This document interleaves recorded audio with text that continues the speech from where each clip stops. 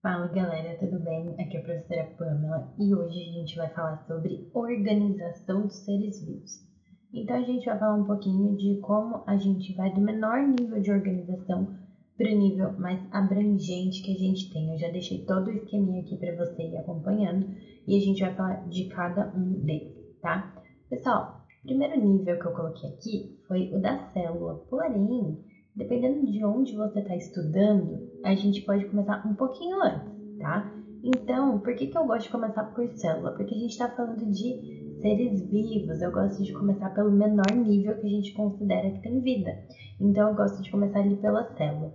Mas tem alguns materiais, dependendo de onde você pesquisar, que você vai encontrar esse início da escala no átomo, por exemplo, né? Então, o átomo, que vários átomos se unem para formar moléculas, as moléculas se unem e formam organelas, por exemplo. Então, a gente poderia começar um pouquinho antes. Porém, se a gente for pensar assim, o átomo também pode ser subdividido, então fica um pouco difícil estabelecer esse critério.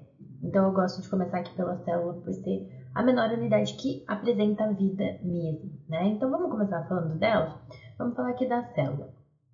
Então, a gente já tem aula aqui sobre células no canal. Vou deixar aí para vocês no cardzinho. E, pessoal, o que é a célula, então? É a menor unidade funcional ali do nosso organismo. Então, a célula consegue fazer várias atividades, ela se nutre, ela se reproduz, ela tem metabolismo. Então, a gente tem uma série de atividades que faz com que a célula componha aí todos os seres vivos. E aí a gente entra na teoria celular. O que é isso?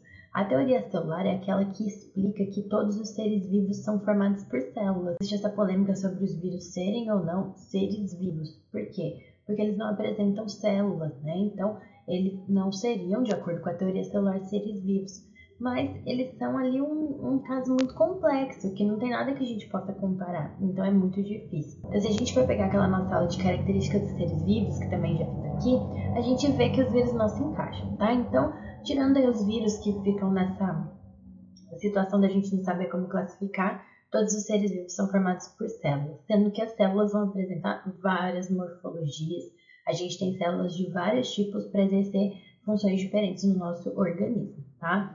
Pessoal, quando a gente junta várias células para elas trabalharem juntas, para elas trabalharem de forma coordenada, de forma organizada, para estabelecer uma função no organismo, aí a gente vai ter o que a gente chama de tecido, tá? Então, na biologia, o tecido é isso, é um conjunto de células, não necessariamente todas iguais, todas do mesmo tipo, tá? Então, podem não, né? Existem tecidos com mais de um tipo de célula, porém, a gente tem alguns tipos especializados ali. Então, vamos falar, por exemplo, de um tecido muscular.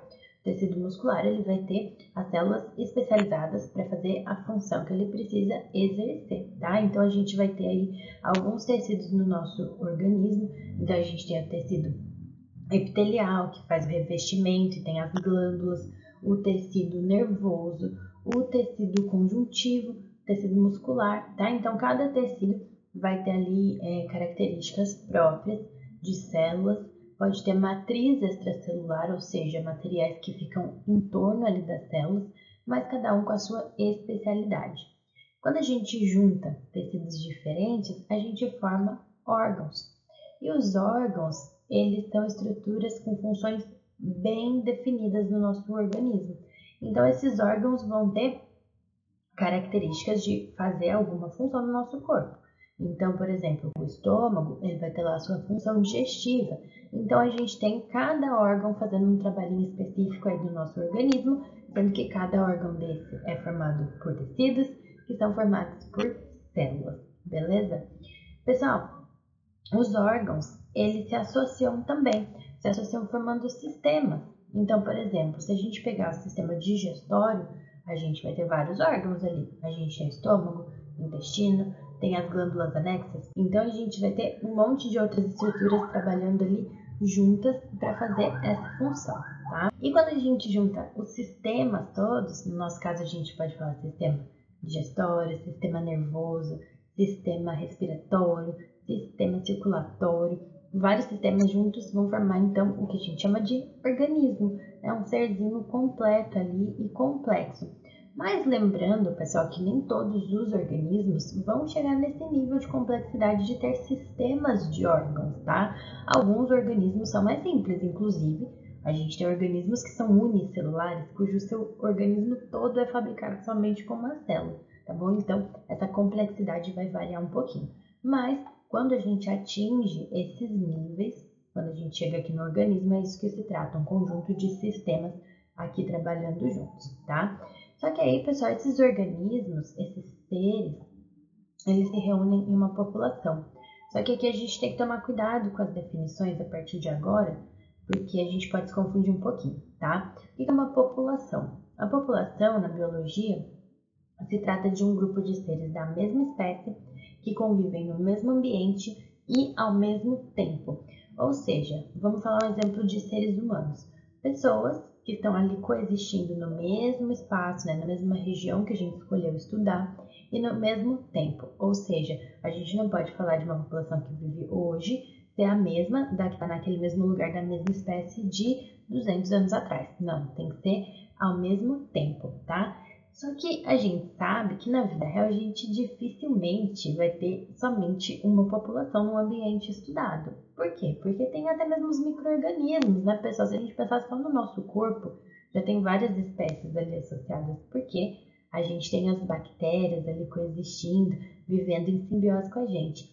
Sem contar o que está no ambiente, né? Então, as populações se reúnem para formar comunidades. As comunidades, então, vão ser o quê? Grupos de organismos de espécies diferentes, ou seja, várias populações que estão juntas, aí as mesmas regrinhas, no mesmo espaço e ao mesmo tempo também. Então, elas têm que ser contemporâneas. Quando a gente junta as comunidades presentes ali no ambiente com os fatores sem vida, ou seja, a gente junta os fatores bióticos, os que têm vida, com os abióticos, que não têm vida, a gente vai ter o que a gente chama de ecossistema, tá? E aí, quando a gente tem o ecossistema, é essa interação, né, do que tem vida com o que não tem vida, com os fatores ambientais. Então, a gente pode falar de temperatura, umidade, os minerais presentes, a pressão, né, todas as características que não têm vida, os fatores físicos e químicos que estão presentes ali naquele ambiente. E quando a gente junta os ecossistemas, a gente vai ter a nossa biosfera, o conjunto de todos os ecossistemas, todos os locais que vão apresentar vida